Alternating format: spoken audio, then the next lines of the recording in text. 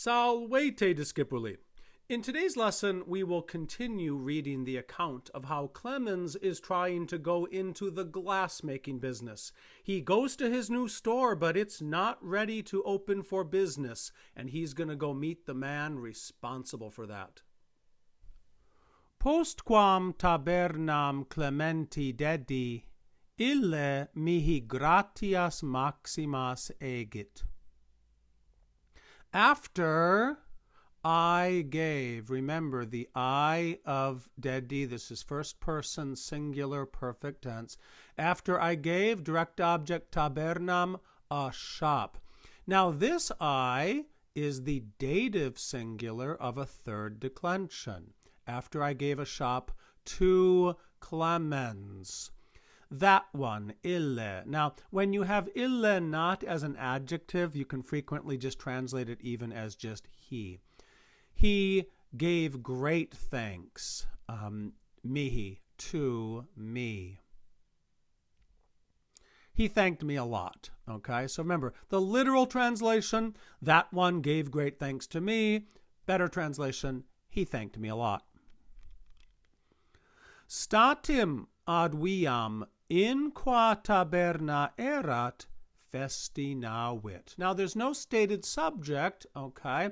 So the subject of this verb is going to be whatever the subject of the previous sentence was. It's Clemens, okay? So immediately to the street. Now, don't write this down, okay? Your translation maybe is even better, hopefully, than what I'm about to show. We are reaching a point in our Latin where the literal word-for-word translation is not going to be a good English translation, and we're going to want to recast it. But look at it word for word.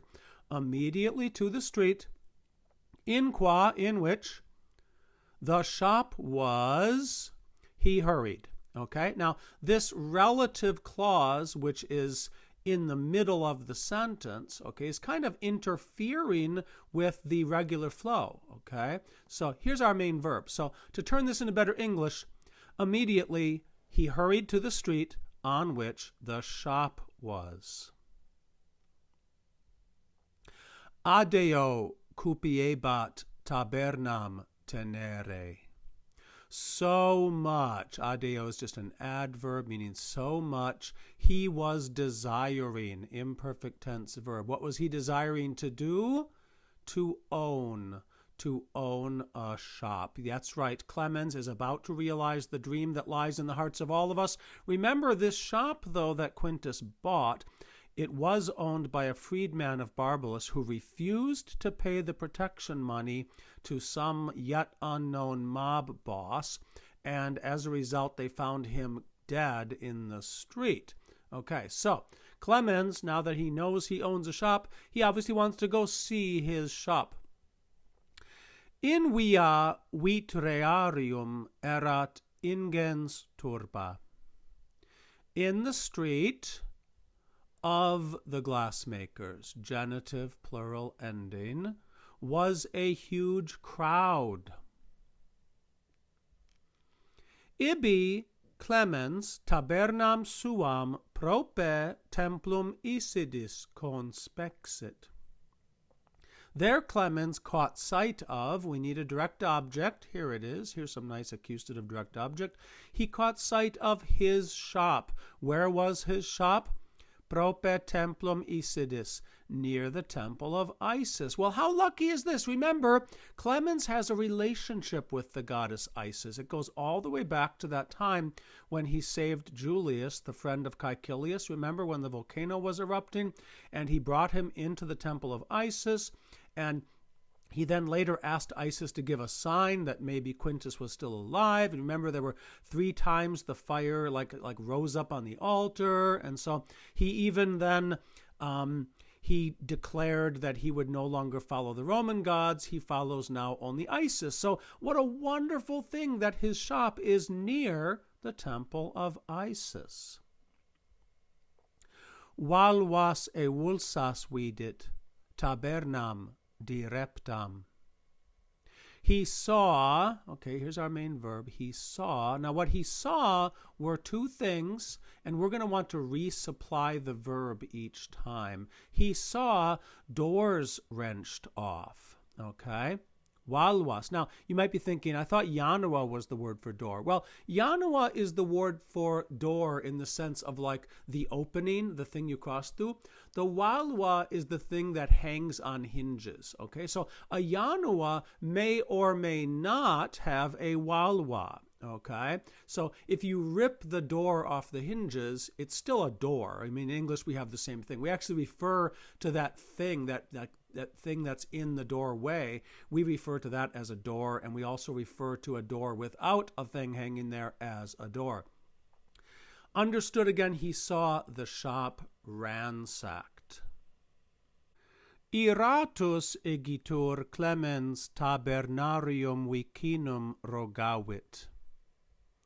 Angry, therefore, Clemens asked. Now, here's the thing. I'm not going to change the translation here, but there's a lot of alternate translations you could do, okay? Whenever you have an adjective like iratus and the verb is going to be some type of speaking, you could probably change that to an adverb. You could say that he angrily asked, okay? The word therefore, igitur in Latin, is what is called a post-positive, okay? Post-positive means in Latin, igitur is always the second word of the sentence. But just because it's the second word of the sentence in Latin doesn't mean it has to be in your English translation. So you could change this to, therefore, Clemens angrily asked, okay? Even though the literal Latin is angry is not an adverb, it's an adjective describing Clemens, okay?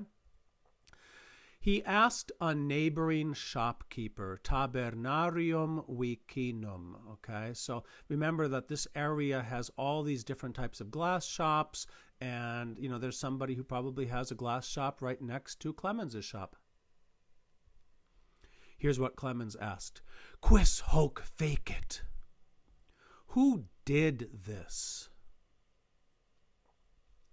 Tabernarius perterritus nomina dare noluit.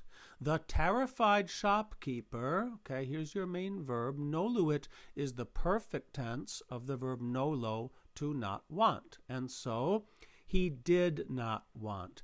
The verb nolo finishes its action with an infinitive. So here's what he did not want to do. He did not want to give names, okay? Nomina is the plural of nomen. You've seen nomen on quizzes before, asking for your name. The plural is nomina, okay? So obviously, like the word to nominate is related to nomina. To nominate is to like put someone's name in for something. Now, the reason he doesn't want to give names is he's afraid of Eutychus. Eutychus is the guy he's about to tell him about. This is the mob boss. He's the one who ordered this freedman who didn't want to pay the protection money. He ordered him to be killed. And so finally, tandem roga Eutychum inquit. Finally, he said, ask Eutychus, okay? Now, we're not going to study this formally today, but this is the imperative form. When you want to give somebody a command, what you do, you take the re off of the infinitive, okay? So rogare, to ask, take the re away. Roga means just ask. Clemens statim Eutychum quaesivit. Clemens immediately, what did he do? Looked for Eutychus. Facile erat Clementi eum invenire, quod officinam maximam possidebat.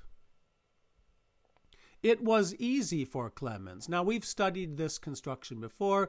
Difficile est, it is difficult. Here we have the past tense. So it was easy, dative singular. We saw this earlier in the story. It was easy for Clemens, and now we need an infinitive to describe that which it was easy for Clemens to do. To find him, eum invenire. Why was it easy to find him? Because possidebat, he was possessing. What was he possessing? The largest workshop. Okay, so this guy Eutychus, he owns the biggest glass shop in all of Alexandria, and that's why he's also the mob boss who demands the protection money. Pro officina Eutychi stabant quatuor servi Aegyptii. In front of the workshop, now we need a genitive, of Eutychus, okay, of Eutychus. So we've borrowed into English, obviously, the word pro means to be like in favor of something, okay? But here it's just a spatial adjective in front of something, okay? So in front of the workshop of Eutychus, stabant, there were standing. What were standing? 4 Egyptian slaves. Clemens numquam homines ingentiores quam illos Aegyptios viderat. Clemens had never seen. Okay, this is a pluperfect tense verb. Okay, he had never seen. Numquam, never. What had he never seen? Homines ingentiores, people more huge. Okay, is huger a word? I don't know, so I said more huge than those Egyptians. Quam illos Aegyptios. Eos autem non timebat. However, he was not fearing them. Okay, so autem is a synonym of tamen. Okay, like igitur, it is a postpositive. Okay, so it is the second word of the sentence. Unum servum ex ordine traxit. He dragged one slave. Okay, so here's your verb. He dragged. Here's your object, unum servum. Where did he drag him? Ex ordine, out of the row. Heius atlas inquit Clemens, num dormis. Hey, Atlas, said Clemens. You're not sleeping, are you? Okay, so, you know, Atlas, he's like the guy in Greek mythology who has the world on his shoulders. Okay, so he's kind of making fun of him for his size. I'm not sure exactly how we could convert this into our day. We'd have to think of somebody who's like famous for being like almost like unnaturally large. I mean, like Andre the Giant, okay, who also was in The Princess Bride. Andre the Giant was like a huge man. So if we were to say, hey, Andre the Giant, you know, making fun of him for being big, that's basically what's happening here. Now, the word num creates a sentence that expects the answer no, okay? So remember, like, we could say, are you sleeping? Okay, that's a neutral way to ask that. Are you sleeping? The answer could be yes or no. But there's a way in English to ask that question where you're kind of expecting an answer. You're not sleeping, are you? Okay, you notice how that's like, oh God, of course not. I'm not sleeping. Whereas if you said, you're sleeping, right? Okay, that would be like expecting the answer yes. Well, num expects the answer no. Eutychum dominum tuum interrogare volo. I want. Okay, so we start with the last word of the sentence. I want. Now the verb I want expects an infinitive to complete its action. I want to question. Now we need our direct object. I want to question Eutychus. And now this is basically just like a follow-on further describing Eutychus. I want to question Eutychus, your master. Cur mihi obstas, non decorum est tibi liberto obstare. Why do you block me? Now notice, we already had mihi earlier in the passage. Mihi means to me or for me. But guess what, people? Remember in stage 11 when we learned that the verbs fawet and credit can take dative objects? Well, guess what?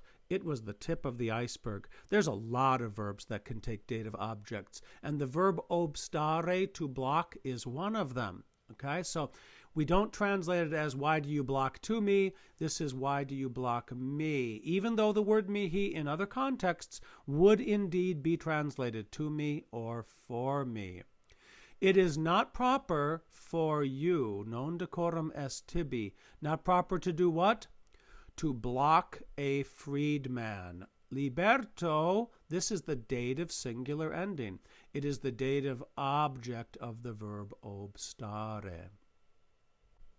Tum clemens servos atonitos praetereit et officinam eutaici intravit. Then Clemens went beyond, okay? Went beyond. Who did he go beyond? The astonished slaves. And what did he do? And entered the workshop of Eutychus. What's going to happen in there, people? Well, next time we'll find out.